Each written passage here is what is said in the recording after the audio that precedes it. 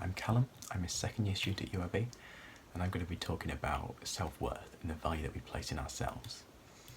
For me, my self-worth and the value that I place in myself was forever linked to the value that I felt others place in me.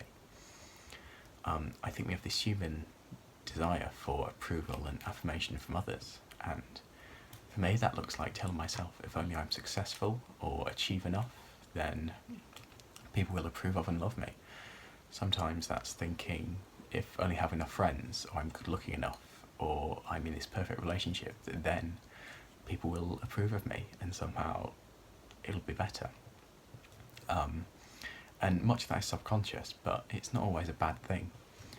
We believe that this need for approval and affirmation is a deeply human desire, and that we are made to seek approval. In addition to healthy human relationships, we believe we find enormous self-worth in a relationship with God.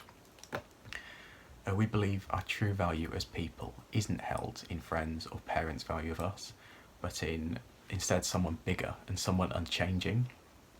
And the value that he places in us is completely unconditional and never dependent on what we do. In this season, I imagine I'm not alone in feeling a little insecure sometimes. Often when I would boost my self-worth with friends or family, now I can often feel you're left out of Zoom calls, or we get value from that piece of uni work that we're no longer doing. In Ephesians, chapter 1, verse 4, Paul writes, "For he chose us in him before the creation of the world to be holy and blameless in his sight." For me, that not only speaks into how he looks at us, but when I seek approval for my little achievements, he had already set his sights on me before the world was ever made.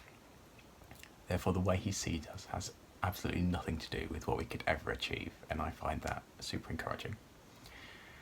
In this time, I found knowing that I am chosen and set apart before the world was ever made incredibly encouraging, and it has given me a sense of freedom just from forever chasing human affirmation.